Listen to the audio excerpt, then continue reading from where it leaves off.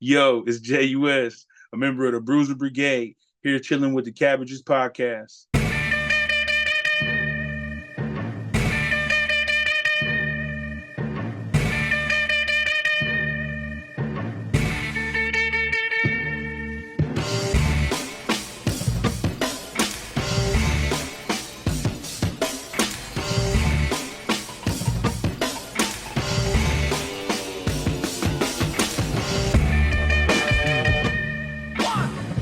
Gary, can I can I make an assumption based on the attire and the surroundings that you've landed in? Can I make an assumption? Sure, why not? I feel like there's a change in attitude going on right now, and maybe even more remarkably, latitude. Well, this is the season finale, Jeff. Mhm. We're That's done. true. Summer done. break's coming. Summer break. It's a wrap. Summer break. Summer break. Summer break. I have endured far too many basketball movies for my liking. And now We're not going to take a. I'm Look, just we're saying, about to. The finals are coming up. The NBA finals, man, like no, basketball's don't just give up on peace. basketball here. I am at peace, man. At this stage, I just know we're done with it. I don't have to watch any more basketball movies. We're good. But will you do you want to watch some basketball movies? No, we're good, man. It's vacation. I'm gonna have a few drinks. It is vacation. Smoke a few Summer joints. break. Summer break. Summer break. And maybe it's a little bit of senioritis on my part for taking this relaxed attitude towards work. Fair. But I think we've got a great guest for this episode. Agreed. We'll have a good conversation with him, I'm sure. And we'll you just get where we need to go. Lotion? You got some SPF? Oh, of course. I was got okay, 45. 45. Great. Yeah. Sorry, go ahead. It's important. We do have the guest is going to be really this is going to be dope. J.U.S. Yeah, J.U.S is amazing. Like, we're gonna do Finding Forrester, which is compared to other basketball movies, a movie. It's a movie. This is a movie compared to some of these. Compared to Absolutely, some of the things it'll be easy to talk about it because it's a fucking movie. This is a movie. And we're gonna cruise. We're gonna cruise into summer vacation, baby. Dude, we did it. We got through a season. We did it, baby. I'm relaxed. You relaxed. Basketball is the greatest thing of all time. Let's just talk about a movie, man.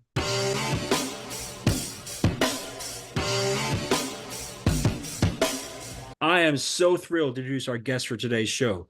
Joining us now is J.U.S or J.U.S, depending on how you want to say it. A core part of the Danny Brown-affiliated Bruiser Brigade, this highly talented rapper, producer, and studio wizard out of Detroit made waves a few years ago with God Goku Jay-Z and GoFundMe Corvette. You can get that last one on vinyl right now from the artist directly on Bandcamp. And this spring, he came back with Lord of the Streams Part 1, Greed in the Kingdom. You can get that on Bandcamp or wherever music is streamed or sold. Definitely check that one out. Hello and welcome to the show. What's up? What's up, y'all? I'm glad to have y'all. Thanks for having me. Well, it is an absolute pleasure to have you on. Obviously, we've been fans for a minute now. 2021, that year for Bruiser Brigade, was definitely something where, like, the amount of talent coming through and the amount of times I played God Goku Jay-Z, like, I can't count. It just happened. And then you drop GoFundMe Corvette, which I immediately copped on Bandcamp when I saw that dropped. I was like, let's keep it going. Right. So obviously, very excited for Lord of the Streams. And, we hopefully that second volume comes soon. You don't need to say when, but we're excited for that. Coming soon, though. Definitely feeling this project. Oh, yeah. It's special because we wanted to have somebody special on for our season finale. Okay. We usually like to end a season finale strong. We have to have somebody. Another good season. You know what I'm saying? Thank you, sir. Congratulations to y'all. Thank you, sir.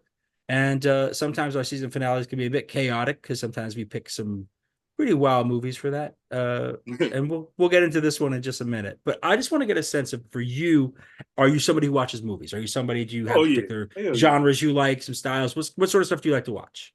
Man, I like any movie with a horse, man. You know what I'm saying? That's my little thing. Any movie that's got a horse in it, I'm with it. You know what I mean? Whatever time period, it's got to have a horse, from new to old. So Big Hot the Trot fan. Yeah. I like historical shit, timepiece period stuff. You know what I mean? That's what I'm mostly into. Was just watching the trailer the other day for I think it was Legends of the Fall and River Runs Through It. I think both of them have horses in them. Because River Yeah. Run Through It is horses because they're both in Montana, horses and fishing at the same time. It's just like Yeah. You can't lose. everything. You can't lose, bro. As Yeah. long as the What's your movie got a horse in it, you can't lose. What's your favorite horse movie? What's your favorite one you like to see? What do you reach for? I go for like, see, it's not about the actual horse. Like my favorite Okay, movie yeah, all time, like Braveheart. You know what I mean? I got like it. they riding horses all through the movie. You feel me? It's plenty of Mhm. horses. Mhm. You know what I mean, but like all time favorite. Watched it a billion times.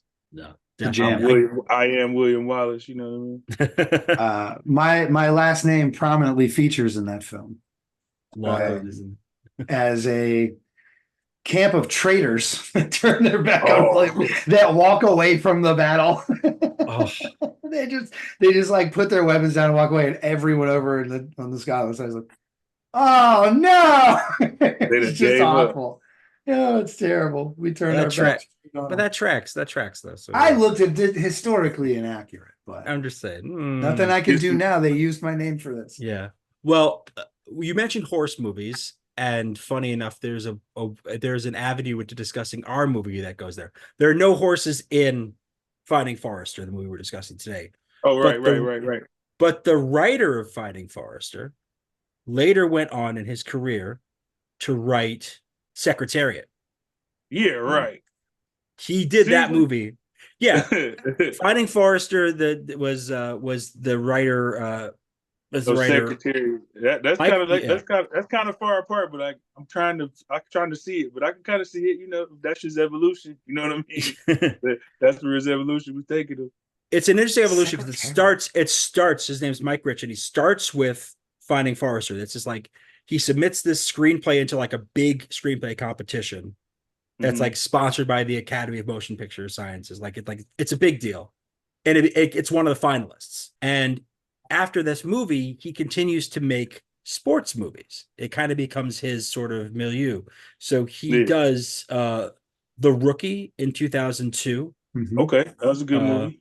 So you got The I Rookie like that one. 2002. Is that You know, Dennis Quaid? Then you got Radio in 2003. Oh masterpiece. boy, He wrote that that one. movie's My wild. guy is fired. He's So He's fired. real. Yeah, yeah. Ed Harris is Come on, awesome. dog. He ain't getting enough credit out here. He wrote all them.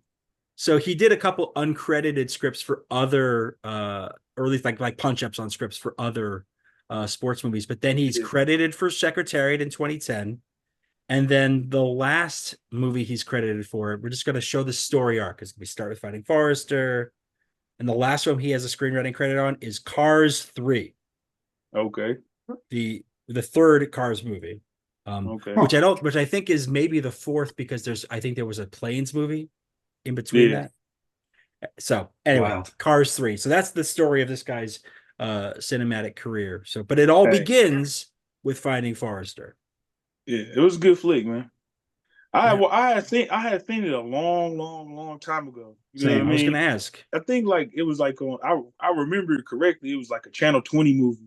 Like when I ain't had cable one time, and it was like it come on like Channel 20 like on Saturday. Like it was like a Saturday movie like on a regular TV. All of And this checks out for this film for sure. yeah. Absolutely. I'm like, yo, That's where everyone saw it, I feel like. where the heck did I see the film before, dog? And I'm like, oh, I instantly know what it was because I blatantly seen it on like a weekend one time. Like I ain't had nothing going on, no cable. I'm like, oh, okay, what is this? It's definitely the kind of movie that you would discover that way. And I think it's the kind of film where I think if you're just like flipping through a limited number of channels, there's not a lot of options. Yeah, right. And I then, ain't have a lot of options then. and then suddenly you And see it's Busta like- Rhymes. You go, wait, Busta Rhymes is in this. I'm It's gonna sit emotionally- down and check it right, out. right. I see Busta Rhymes, I was hooked type shit. It's a mostly family friendly film. Yeah. So like if you just stumble upon this and the kiddos are around, they can hang. There's not a whole lot of wild stuff going on that's gonna hurt their feelings. I think they only cussed like one time or twice, Yeah. like once or twice during the whole movie. I think you end up with a story that is maybe not a story for kids or things will get lost in it, but like it's not a movie about violence. It's not a movie about sex. It's very PG-13 in terms of Yeah, exactly. very PG-13 Exactly. how it Not goes. It's not like it's not egregious to know form. You know what I'm saying? Right. But one of the things that I found interesting about this is that it could have very easily the same sort of storyline, this idea of an undiscovered young talent being taken under the wing of an older, experienced mentor, and they both benefit from, from knowing each Yeah, other and learning from each yeah. other. That could be like a Hallmark Channel movie. That could be, Yeah, no, for real, for real. I was thinking about that, like, and I'm also fucking think I'm a little like my comedy sense kicked in. I'm like, oh shit, like y'all know this movie happened in the '90s, late '90s or Absolutely. something. You know what I'm saying? I don't know if that'll fly. I don't know how. You know what I'm saying? How that'll fly right now with all this shit going on and shit. Like it'll kind of would they looked at it crazy? Like, no, why you going over this old man house? First you broke in his house. You know what I Yep. mean? And then he instead of calling the cops on you, he just invites you back for tea. You know what I'm saying? To talk about some shit. So I'm like, but at the end of the day, with hoops and sports and it's kind of not. It's not weird because you know what I mean. I guess when you were sports, you got to have like mentors and coaches and shit. So you know what I mean. This For a certain was extent, like this that, he was was his coach type shit. this was pre-phones too. Like you couldn't just like look a dude up and figure it out. Yeah, You know what I yeah. mean? Like there was just no way to know something unless you went and explored it. Right, right, right. Otherwise, it's all rumor. So they all And then wanted like to know how like this I said, dude did. it's like he fucking peeking at him out through the window with the fucking Yeah, binoculars and shit. And it was that like, shit is okay, wild. they kind of explained it like, oh, I'm watching birds, but dog, he was watching them like, oh, you can't let them do you like that. Like I'm like, what the fuck? Exactly. Right in the beginning when he says that, he's Yeah, like, you can't let him have that. He's yeah, like, yeah. says Like that's the dog, first thing we hear him say. I can understand that you looking at you bird watching. All right, that's the thing. You know what I'm saying? But you actually watching young kids play basketball and shit, which is cool. I'm not even tripping. I'm just making it. It could be a funny joke. You know what I mean? Yeah. Mm-hmm. In those beginning scenes, like you get a sense of, is this movie meant to be taken seriously or not? Like you have to Yeah, prepare yourself for the yeah. possibility that it won't be. You have to prepare yourself And that then this Right. is it's like what was they like? I was listening to them talk like at the table, and it was like, yo, the guy looking at us, this and that, third. They telling us stories about him, like, and then they get together the next day at school, like, let's break in his crib. You know what I mean? Like, what the fuck? Like, y'all go, y'all The creeped out by dares, chance? Are they y'all had a creeped out? thing where they dared each other to do things. It seemed like Yeah, that's yeah. yeah. that they and But I'm that just if saying, though, where does you that thinking lie? Like, it's a scary old man looking at us with the binoculars, and then it's like, yo, let's break in his crib. Not let's they didn't find even out how say he it in that lives. malicious Yeah. tone, but like that's how I'm thinking. Me and the homies would have been thinking, like, It's a weird way to do it. I mean, I feel like everything that happens in this movie happens for a reason. Like every choice is explained Yes. later, or yeah, is yeah, like, okay, yeah, yeah, yeah, yeah. here's why you don't take the writing out of the apartment. There's Yeah, consequences he when that told you. happens. Yeah, he told you don't Like do that. there's reasons why everything happens. So it's just done really well in that respect. Yeah, But that at scene in the first, very beginning, and then they set it up sweet though, because at first I thought like, oh, they just hating on the black kid. Then when my man pulled out the book, like, yeah, it's William Forrester stuff. I'm like, oh, you motherfucker, I knew you took that shit. You know what I mean? I wanted to believe in you, dog, but you did take it. He told your stupid ass, don't do it. exactly. So like, I mean, I appreciate that, but like that early scene where they're at that table at lunch and they're telling the Sharita story, how and no one saw Sharita again, and then it's like, wait, no, that's not how it works. That's not true at all. Come on, It's like man. Yeah. she's a crackhead. It's like, okay, there we go. Okay, fine. Like that's actually the reality of it. I love that because like you get a sense of it, like, okay, That's how maybe this is supposed rumors to be get funny. started. The truth is like there is some humor in this, but it's not like they're not cracking jokes for us. The idea is that they're telling us a story, and It's rapport humor. yeah, exactly. It's the Repeated fact that phrases, sarcasm, the sort of thing you get when you know somebody for a little while. Yeah, it's yeah. not The homies be exactly ripping each other at the table. That's regular stuff. It wasn't exactly. like I said. Yeah. It wasn't badly written. Like it ain't. It wasn't corny at all. I No, ain't. I didn't think so.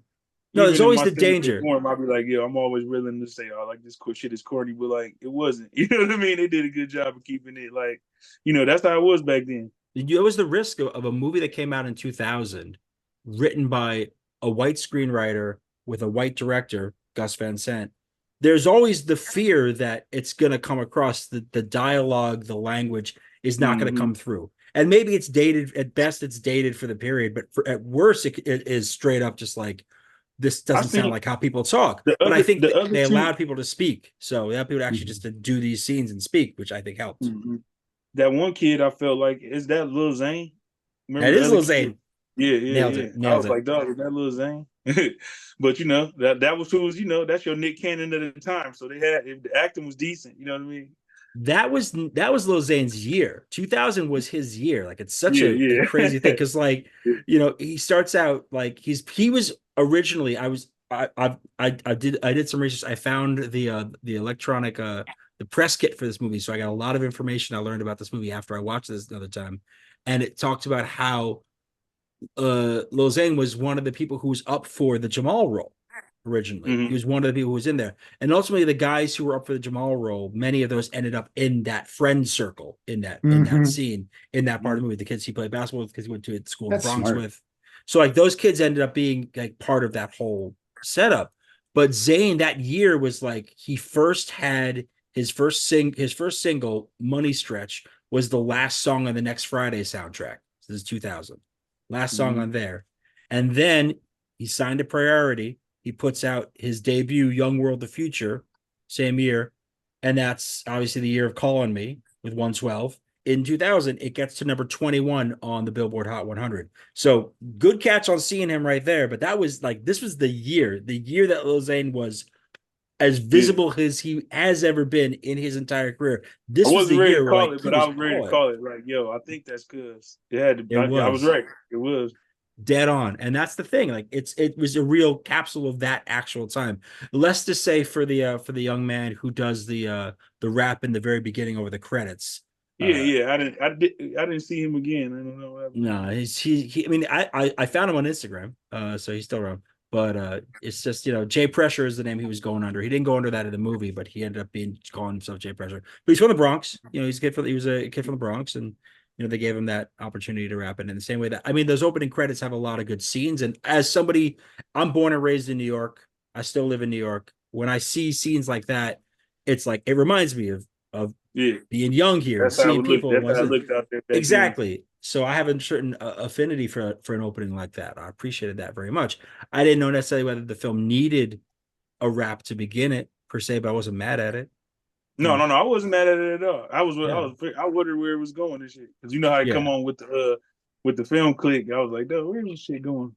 Because there's always the risk, and Jeff knows this too, that there's a lot Where of it come times off corny. where the rap in it comes out corny, or the rap in the credits scene, whether it's opening Mm. or closing, describes the movie's plot, like tells the story of the They film. must Yeah, yeah. they must didn't want to pay. They must didn't want to pay Zane or Busta Rhymes to do it. That'd have been cooler. No, seriously, they could have. And like there's like one song from Flip Mode on the entire soundtrack. It's like one song, Mm-hmm. that's it. And that was like, well, why? It's mostly the soundtrack is mostly Miles Davis songs. Yeah, And Yeah. it's a loop. It's the loop. It's the loop. Right after that rap scene come on. I think it's some credits come on, or like it's like some type of like intro montage going on, like right after the rap scene. mhm. Man, that's a hard loop in there, dog. I'm finna tell Raffy. I'm finna tell one of them to sample that shit. Seriously, you got I Back. would love to hear that. I think that's probably one of Bill Frisell who did the jazz guy who did the Hmm. score. That's probably one of his parts at the contributions to this film. Yeah, But yeah, I definitely yeah. heard 20 seconds that we need. All right, talk to Rafi about that. Nice. I would love to hear that shit. Hmm. So,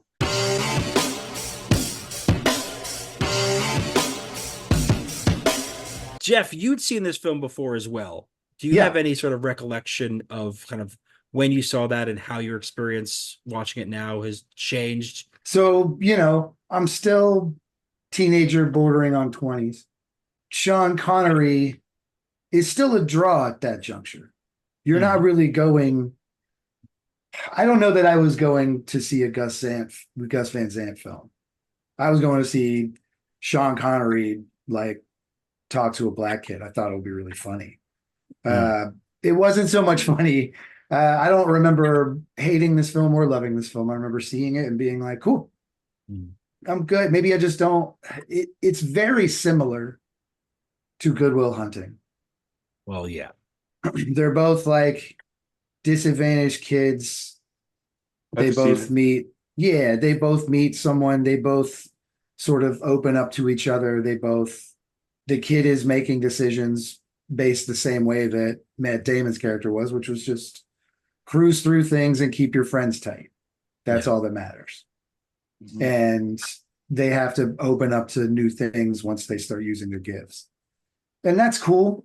But Sure. I think I was pretty bored with it back in the day. I feel like it's long as hell, and like I feel like I seen it in Really like a long. couple different. Like I don't feel like ever. Okay, like I seen the movie, right, but I don't feel like I ever sat there and watched the whole thing. Like I caught it like on TV, like in sections, but like some weeks or months or years later, you catch another section of it. You know what I'm saying? And finally, one time, you sit there and catch the end part. You know what I mean? Mm-hmm. But I mean, I it know is a exactly long what you movie. mean. I There's think plenty It's a of long movies movie. we've watched on this I have seen long sections of, mhm. but have never sat down and watched the whole movie. Yeah. And in a lot of cases, it's like, why would you? They're bad movies. That's my thing. That's my thing with Star Wars, dog. My homeboys, they be trying to dog me out because they fuck with Star Wars heavy. So I'm like, yo, I've never seen Star Wars the whole way through. Like I never watched it the whole way through. They like, what? One of the newer Star Wars, I feel like I went to the movies to see that, but like the original Star Wars, you know what I'm saying? I've never seen it in its entirety. It's just I catch it on TV, I catch it here and there. I'm sure this will be the death of this podcast, but I'm going to tell you, you're not missing anything.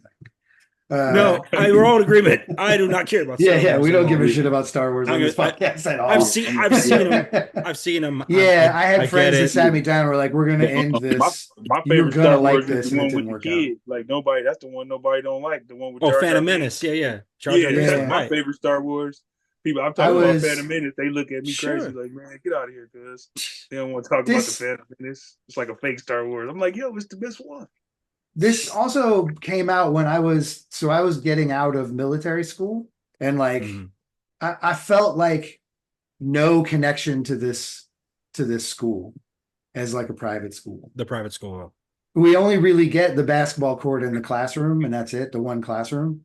Mhm. We get hints of teachers conversing about Jamal, where they're Sure. like, hey, And he's crushing back my office. class. I don't understand why you're so upset. He's obviously smart. But really, you don't get a sense of how the school plays into anything other than he gets in trouble there.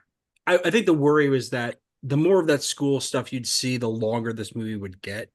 And we don't necessarily we don't get benefit from seeing how he interacts with the other professors. Yeah, I'm not like longing for it, I guess. I don't know. I feel like that would have been an easy in for me, and I just didn't care about that stuff very much. I mean, just to backtrack for a second, like I was a big Gus Van Sant guy prior to this movie coming out.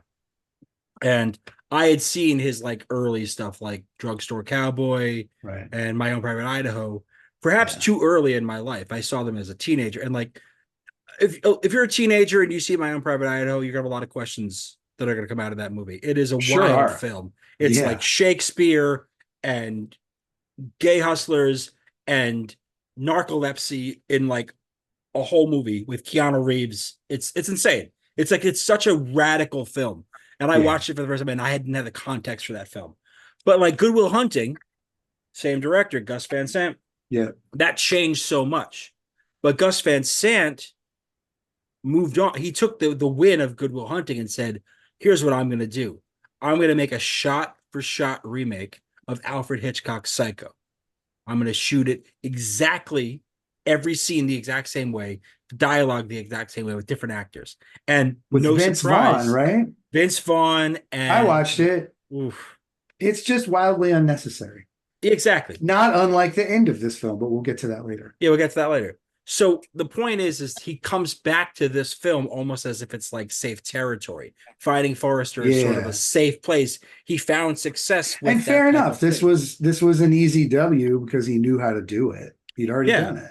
We can talk about this later, but I mean the thing was it's not a box office success. It didn't recoup its money. It's sort of just it made enough money worldwide not to be a complete disaster. But I feel like it probably made as much money. That probably made the money back off the TV though. If they sold the TV right. I was gonna say so too. Over time, exactly. It's that's where you're making your money like back. It's like a borderline B, but this is like a borderline B classic type shit, like a B C. You know what I'm saying? It also has, acclaimed director tied to it, and like one of the most acclaimed actors in the history of the practice. Yeah, is sure. in it. Exactly. So like people James are going Bond to is in this revisit movie. this. So I'm sure that like it's kind of hard to watch this movie online. Kind of. Yeah. You got to have a subscription somewhere. It felt Yeah, like. you need like a stars you need stars to watch it, or obviously Yeah. it's streaming and rentable, all the other Yeah, services. yeah. But So you you got to know, buy it, and I get the feeling it's probably been bought a few times. but also keep in mind if it's 2000, that it comes out in the era where there's still blockbusters. You can still rent. You can. This it probably did just fine. One Like hundred percent. Right. We were forgetting that part, though. That it was a probably. good.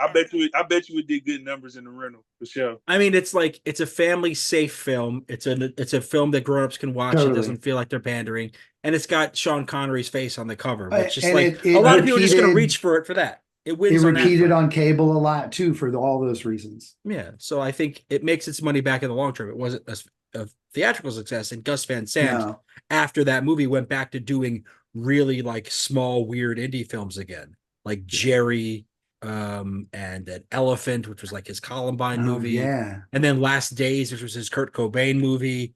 Like he did these like much smaller pictures after this one. So this is sort of It's his a like wild last. resume. It's no, he's made an insane It's a crazy resume. series of films. Like, I mean, everything we just described in the past few minutes of what he's done. Yeah. Like, this is, I'd say, one of the tamer ones by comparison. Definitely. But like, obviously, it's not, and it has a coherent plot and a narrative that you can follow. Some of the things he's done later, much more experimental, much more out there. He's really just like you're watching two men in a desert die, basically, for 2 hours. That's a movie for him, you know. A friend of mine theorized a long time ago that the reason he did the Psycho remake was to kind of purposely fuck up so he didn't have to do blockbusters. That he could just kind of stay anonymous. He's like, I'm going to work on a passion project. And if it does well, okay. But if it doesn't, I'll go back to doing what I like doing. And you guys will leave me alone. I don't know how true that is. It was just a theory. But it does make some sense out of like, I have become famous. Now I will shot for shot. I will make a Psycho movie that's not scary. We'll just take all the fear out of it. I think he definitely learned from that experience, but I think it was they gave him carte blanche after that one. Yeah, you get carte blanche after that big a movie, sure. And I think they were just like, sure, get Anne Heche and get Vince Vaughn and let's make Psycho again. But the reason why we chose this film is because we're talking about movies all season with rappers in front of the camera, behind the camera. So Busta Rhymes was the impetus for this. That's why we were like, we have to do this.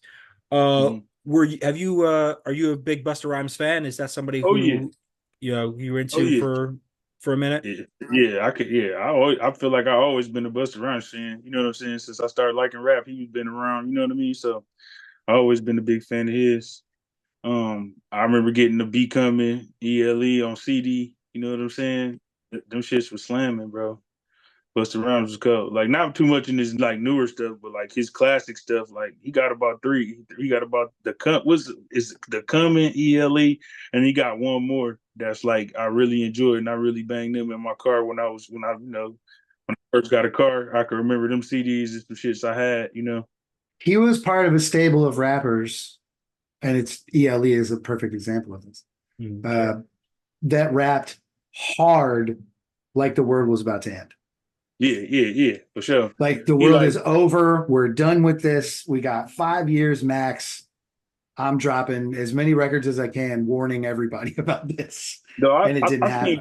I seen Busta Rhymes perform like I think 2 or 3 times, dog. He got the best stage show I ever seen, bro. He's fantastic. I believe it. Like for real, like whoever go on after him, like if he ain't the headliner, you got your work cut out for you.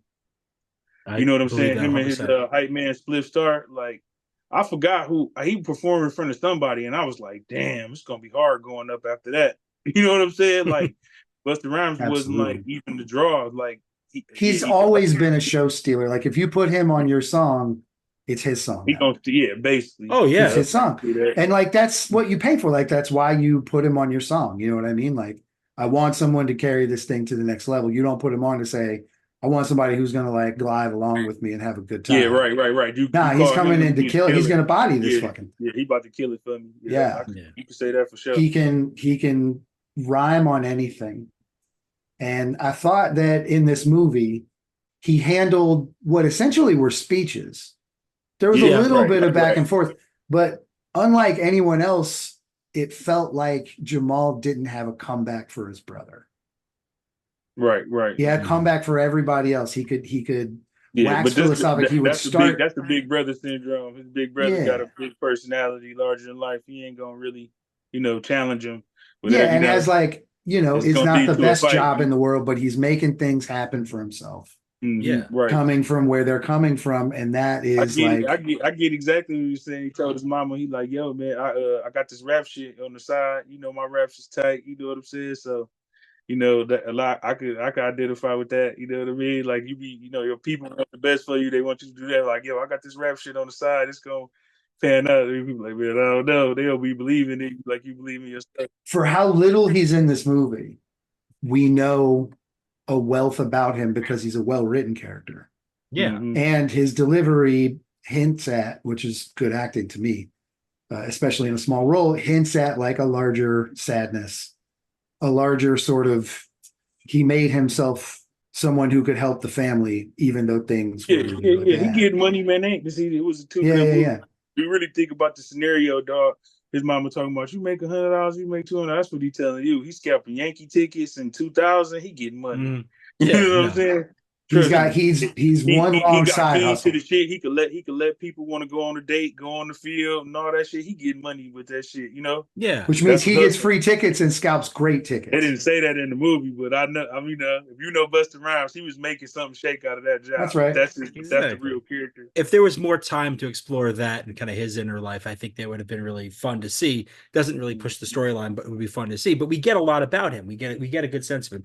And it's important to keep in mind with Busta Rhymes, like Busta Rhymes was doing movies before he was a star. Absolutely. Before he was a solo star. Like January 1996, Wuha, I Got You All in Check. That's January 96. Before that, obviously, we talk about stealing the show. Every time he was on a Tribe song, it's just basically, it's like, Yeah, for sure. I mean, between him, Scenario, Tip and Fife, it's a battle. Scenario is basically his song. That's how we rhyme. No, that's on the rhyme. We love, bring it back up, man. Come on, every boom from the gun. He went crazy on that boy, dog. Like, that's his song. That's his song. It's his. In my mind, I ain't gonna hold you up. Look, no, and I can't argue with that because that's the reality. His verses are among, like, I think obviously we have so much love for Fife. Yeah. Rest in peace. We got so much love for Tip, but like he did some stuff. Everybody on that song is in my, I hold in high regard. But Bust, you got to give it up where it's due. Bust killed him on that one. Absolutely. And his first record was it was just filled with excellent bars. Oh God, all over the place. Like he switched, every flow was switched up on the next one. The next one he's doing something totally different. It's wild. The key thing with him is that he was doing movies beforehand. So he was in like 93, he did Ed Lover and Dr. Dre's movie, Who's the Man, that Ted Demme directed. I remember that. So he's in that. That same year, he does a movie called Strapped for HBO, where it's him and Fredro Starr, directed by Forrest Whitaker. I think I know I've seen that. Seen that. And that was in an era of HBO where I was watching a lot of HBO. If I pull that up right now and start watching it, I can know if I see that. I definitely see absolutely. That. And then 1995, he's in Higher Learning. John Singleton. He killed that part. That was like, it was great. Yeah, I thought but he was Busta Rhymes in that movie. You know what I'm saying? Like that's how I thought he was. You know what I'm saying? I mean, that's a wild career from 93 to like 2000 to 90. Yeah, exactly. Yeah, he caught 90, fire. that's just 96. I feel like he was hip hop. Like you just look, Busta Rhymes was hip hop. So if you want somebody hip hop in your movie, he the representative in that case. Like he was the East Coast hip hop dude. You know what I mean? He looked the part for everybody type shit. You could typecast him. You know what I mean? Absolutely. Represent this. You know what I mean? And he did some interesting movies after Finding Forrester too. He did one of my favorite movies of all time, 2002's Narc, with Ray Liotta and Jason Patric. That movie is one of the best movies about crooked cops I've ever seen. Fantastic. It's and what happens to Busta Rhymes, that movie is fucked up. Like he was in a Halloween movie, wasn't he? He was in Halloween Resurrection. Resurrection, not H2O. Not H2O. He was in Resurrection. LL Cool J's in H2O. Sorry. Yeah. And then he did after that, He did. So I have it right here. He started doing other kind of grittier movies like where he's in the lead. So like Full Clip and Breaking Point are two examples. If you go on Tubi right now, you're gonna find They're them. there. They're right Yeah, there. They're waiting sure. for you. They're waiting for you right now. No question. full clip. I'm gonna have to check that one out. That's Full on there. clip. And Full Clip is him in Exhibit, I think, actually. I think Yeah. both of them Oh, are in there. straight up. So yeah, it's Yeah, I got it's on to check Tubi. it out. You can check it out for free. But also like the same year he did Fighting Forrester is the same year that the Shaft movie came out with Samuel L. Jackson. Hmm.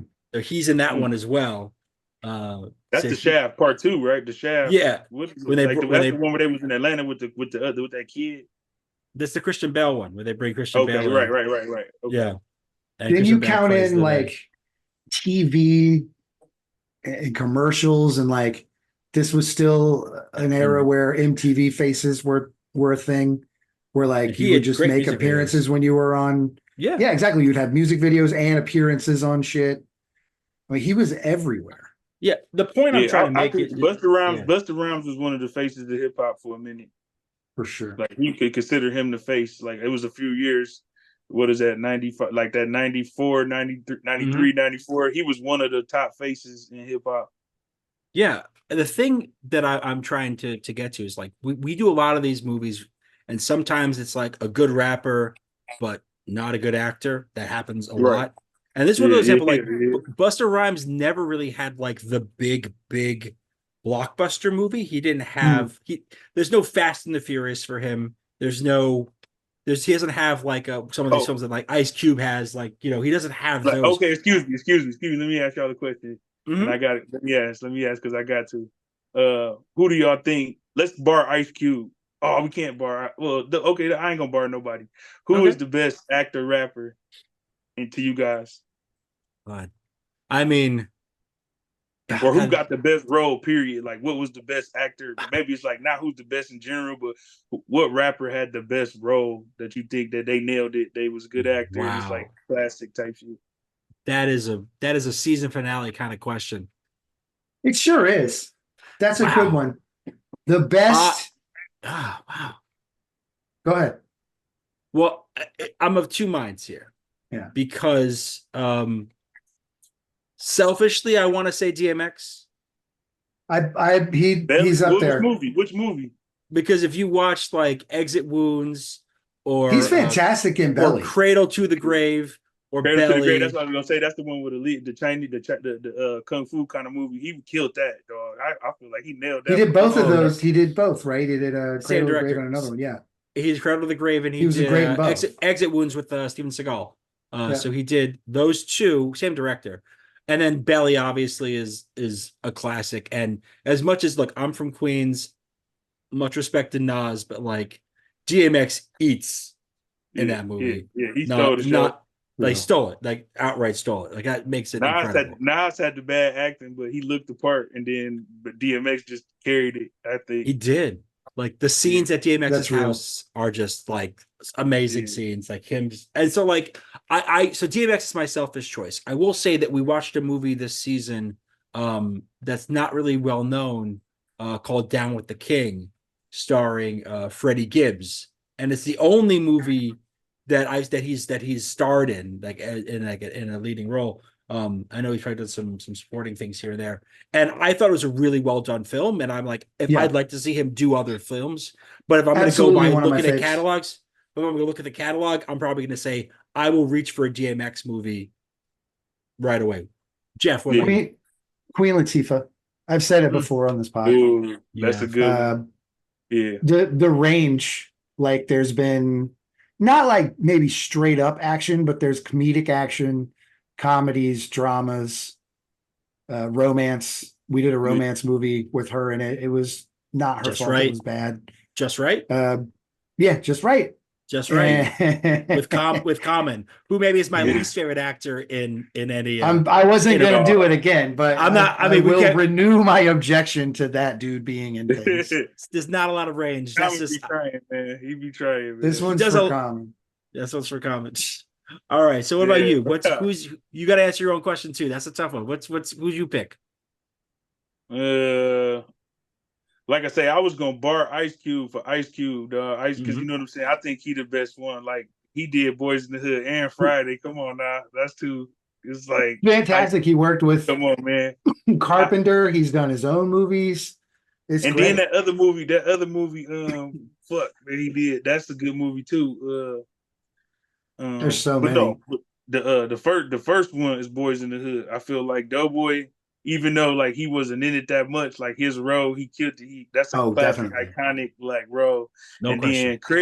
then Craig, he did it again. He reinvented himself. He Craig, you know what I mean? That series, we went back and watched all of the Fridays, Mm-hmm. and they're just fantastic.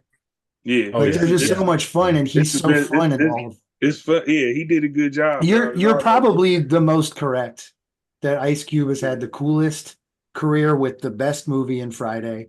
Yeah. That's likely the Then answer. he had that other movie with Mike Epps, the one where he was the cop. Book him. Remember he was Book him. Mhm. We watched that one too. He was like, that was they What were is that funny as called? hell. He did. He's a very all strong. about the Benjamins. All about the Benjamins. He's also a very strong presence in the 21 and 22 Jump Street films, and those delight me to no end. I am delighted by those idiot films. The movie with him and Kevin Hart is funny, I think, a little bit, but it's like Ride Along. Yeah. That's like the same character. Book him, he a cop type shit. When they're just talking, when they're just riffing, it's great. The movie with him and the kids. Remember Are We There Yet? Man, come on, man. He killed There's two of those, right? There's two of those. Yeah. I felt bad for him in that. Him and Queen Latifah both have like crushed family too. Like they've done. Films a family comedy nails it. Yeah. But obviously, I think he is definitely gold standard. I'm going to stand by my pick, but there's no. DMX is right. DMX is right there. But Ice Cube is quantifiably. Yeah, I was trying to not make you say Ice Cube, so that's why I could say say it. But the wild longevity is impressive. Yeah, the Queen Latifah. Hollywood gets tired of people. I respect that pick too. Yeah, like any of them, any of these rappers that have like found this other career and lasted doing movies and TV. I mean, hats off. It's a wild move over. Like Busta was such a presence in music videos. Like in addition to those songs being incredible, in music videos, he just performs so well. He's so engaging. You want to see what he's going to do. So seeing him in this movie every time he came on screen was really exciting. And obviously it would be great to see more of him, but as we discussed, that's not really the point of why he's there in the film. Yeah. But I think that it's I feel like they just had to get a little draw going. That could have been anybody. We just spent such a season of ups and downs of some of these things. Some of these picks we really regretted making. Other ones have been a lot of fun. And other ones, and there have been a handful that have been just like, this is really great. So it feels good to me.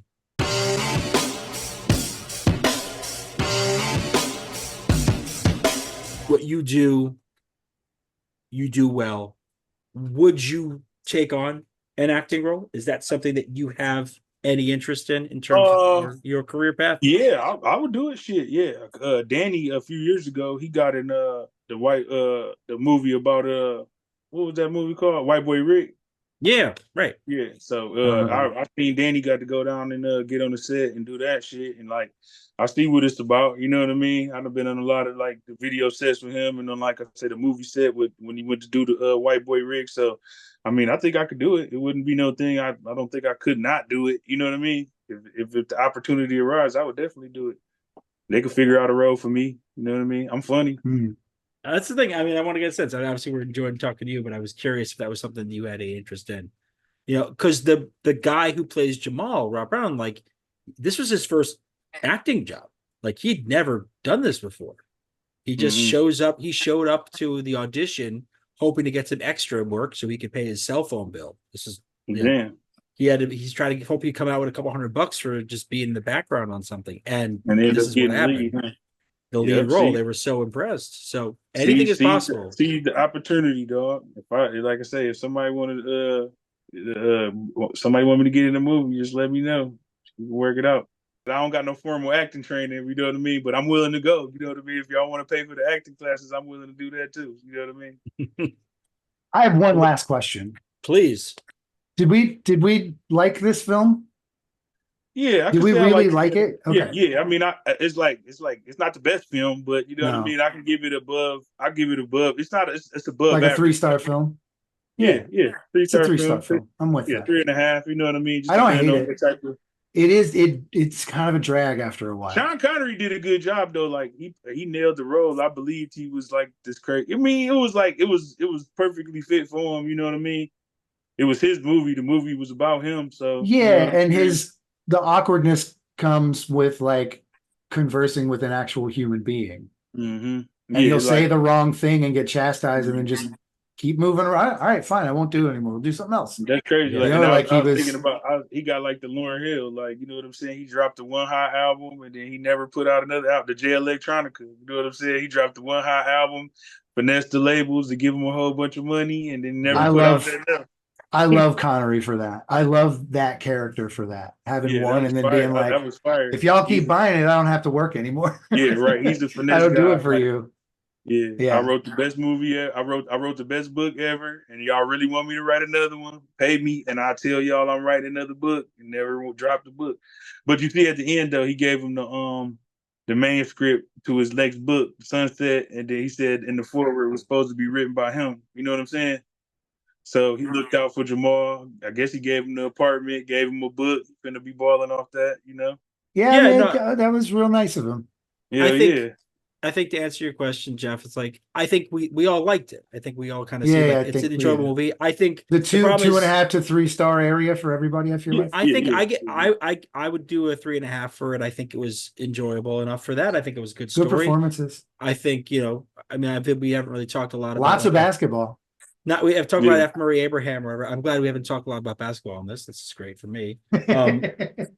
But like we like F. Murray Abraham plays a good villain. That rich kid gets his comeuppance later. Like there's a few good bits in there. Like fine, Sure. good story, good acting. Not a film you would run out of the theaters and tell everyone they got to go watch.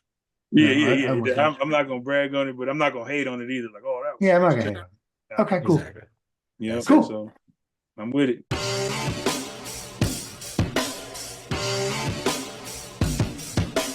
I mean, we missed a lot about this film. We didn't talk a ton about the film, which is totally understandable, man. I know you've got senioritis over there, Yeah, wasted away in senioritisville. I'm having a good time. But like, we didn't talk about the ending, Mm. how tacked on it is, how unnecessary it is. We didn't talk about this weird fascination where, first of all, Bill Frisell, the legend, plays Somewhere Over the Rainbow, and then later we get a second version in the credits, and I'm like, what is the connect? Like, is there a Wizard of Oz connection? We get any of that? It's We a can good get it. song. Here's there. Yeah, It's a good yeah, it song. is. Yeah. Yeah. We didn't talk about the craziest part. I don't know if you knew this, but potential other Forrester actors. The first one that comes up is Bill Murray. Wow. That That's he cool. would have he Wow. was in the running to be Forrester. Yeah. That would be that's- such a different movie, right? I mean, think about that. Yeah, I mean, it's a movie. Still be a movie. And you were fine with the ending. You just Yeah, movies end, man. They gotta end at some point. This one ends. What's the then I guess what's the issue? well, I guess we don't really have anything else to cover. Is just That's end it. the podcast. We're on vacation, man. We'll just ease into the weekend, like not see each other or talk much. You just Have a good summer, Jeff. have a bitch in summer, Gary. It's the Cabbages Podcast Network.